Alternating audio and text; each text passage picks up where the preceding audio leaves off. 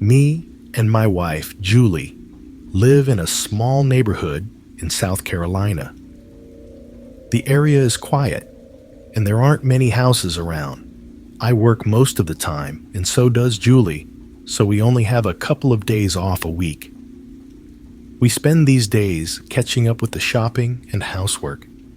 We spend every evening together, which means we still have our time together. It was a Thursday, and we both had the day off. We spent the morning shopping, and then spent the afternoon walking. We got home, and I surprised Julie by telling her I had booked us a table in a fancy restaurant. This was nice for us, as we hadn't gone for a meal in a few months due to us working a lot. We went for our meal and enjoyed our night out. I pulled up on the garage, and Julie noticed the back gate was slightly opened. We don't lock the back gate due to our neighborhood being quiet, and we also keep our house doors locked at all times so no one could get in. I looked around the back just to make sure nobody was there. I then locked the gate up as Julie insisted, as she felt anxious about it being opened. We went back inside, and to finish our night, we watched a movie with some snacks and a glass of wine each. Roughly 45 minutes into the movie, our home phone started ringing, which was unusual as it was 10:30 at night. I picked up the phone and heard a buzzing sound. I asked who was there, and the phone hung up. I said, "That was weird." And Julie asked who was it. I explained how it was buzzing, and then it hung up. We thought maybe someone had the wrong number and just continued to watch the movie. Just as the movie was finishing, the phone went off again. I answered it and said in an angrier tone, "Who is calling?" A deep voice replied, "Look outside." This made my heart drop into my stomach. I instantly ran to the window and looked out the front yard. Julie asked me what was wrong, and I said to her that the person calling told me to look outside. Nothing was out there. I then made my way to the back doors, as we had large double doors, and again, there was nothing out there. I felt relieved and pulled the curtains too. I said that maybe someone was just prank calling us as it was late at night.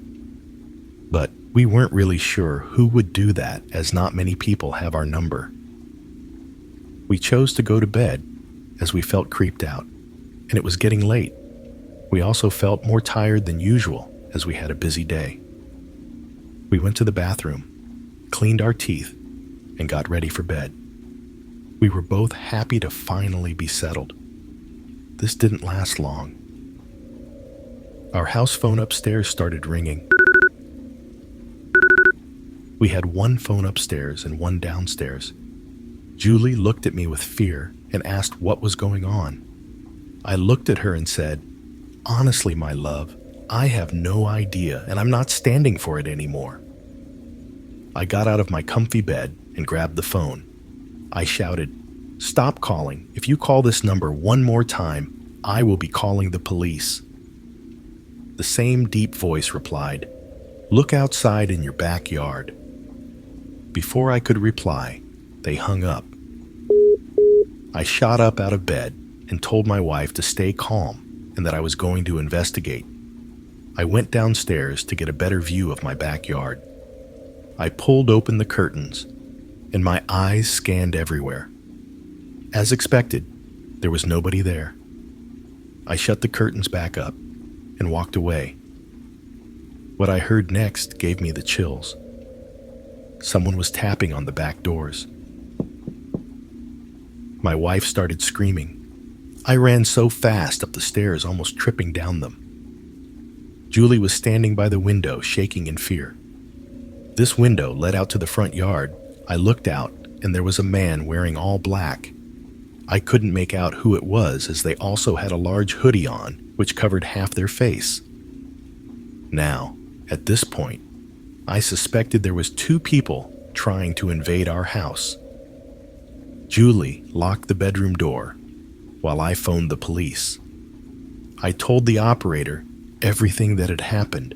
She reassured me and told us to stay locked in until the police arrived. She asked for more information on the situation, so I gave it to her. It wasn't long, and the police arrived. There was 2 of them. One was searching the back, and one was searching the front. We gave them statements and spent the night at my mother-in-law's. We were horribly shaken up, so we both knew we wasn't going to stay there the night. And also, this gave the police space to search and gather information. We have so many questions and worries as to what those people wanted. Was they trying to break in and steal stuff, or was they trying to harm us? It still shakes us up to this day as we have no answers. I live in Dallas, Texas, and most of my family live in Louisiana. I try and visit them as much as I can, but with work and stuff, I only really see them every couple of months. It was my sister's birthday on Saturday. The plan was to head down on the Friday and come home on the Sunday. Unfortunately, I had to work until 4 p.m. on Friday and couldn't take it off. This meant I had to go home, have a quick shower, and get en route.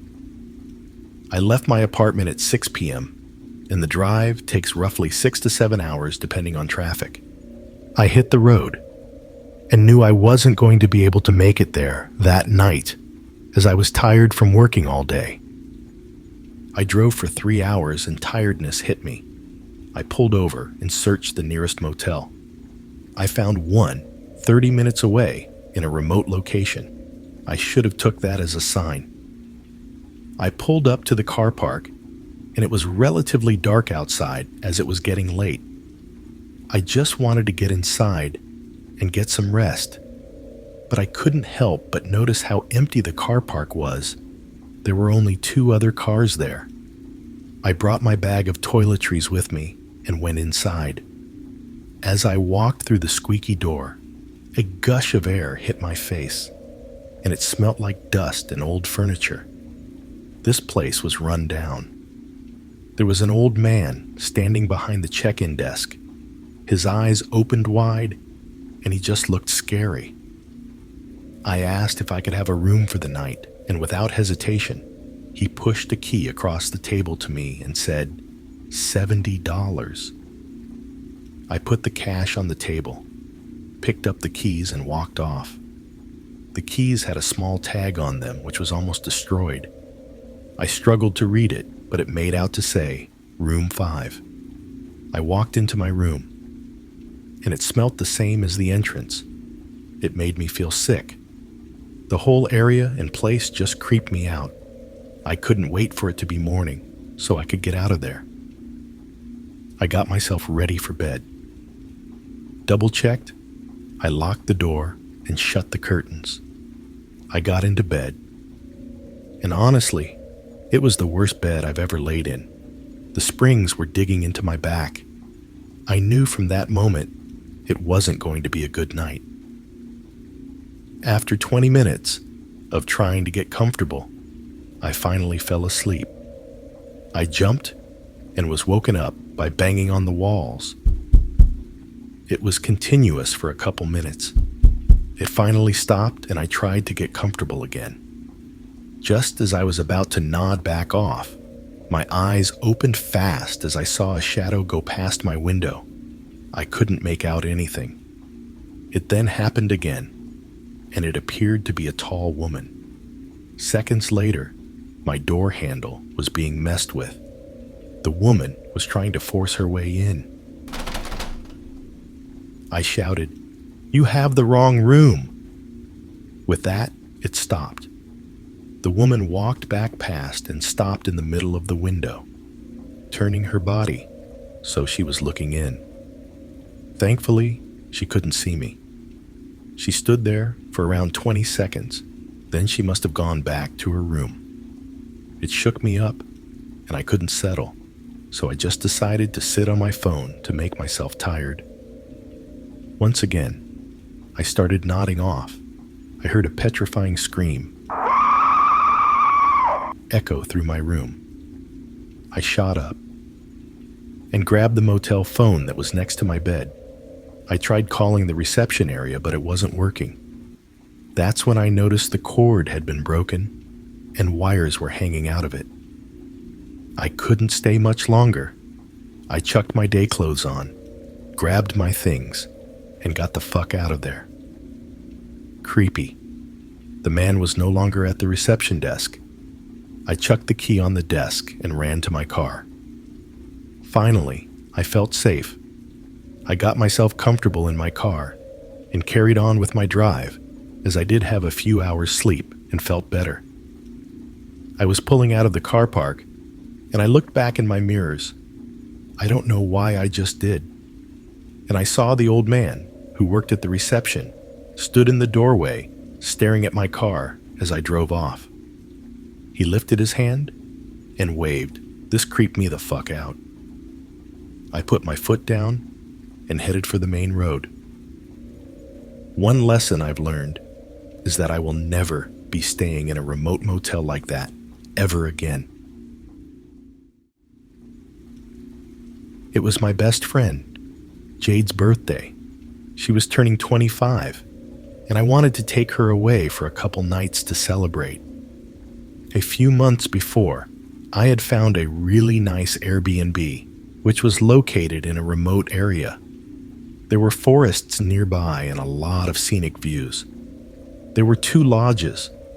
One was already booked, but fortunately the other one was available. I was grateful for that.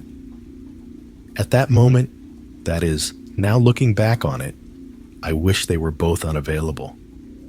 Check-in time was 3 p.m., and the place is about 4 hours away from us. So we left at 10:30 to give us more time in case of traffic. The sat-nav was saying we had arrived, but there was not a lodge or person in sight. It had taken us down a path in the forest. We had lost signal to the sat-nav, and as I was trying to sort it out, Jade shouted, "What the fuck?" There was a tall man standing about 10 feet away from our car. His clothes were torn and muddy. He stood there, creepily staring at us. I pulled away as quick as I could in hopes the lodges would be near us. After what felt like 20 minutes of driving, we found the lodges. The owners of them have a built-in lock system, so all we needed to do was put in the code. This was because they travel a lot, so are never here to give the keys out. I chucked down the bags and wanted to get straight into the hot tub. This was when we realized we forgot to stop by the supermarket for food and drink. I rolled my eyes and got my car keys. There was no point in us getting comfortable for us to then do it later. The nearest supermarket was an hour away, which was annoying as we had already been driving for ages. We got our essentials: food, water, wine, and so on. This didn't take us too long, and we headed back. We were around 10 minutes from the lodge, and the same creepy man was standing by some trees. No way was I stopping.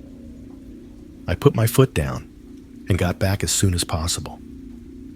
I admit I said to Jade how scary and unsettling it made me feel.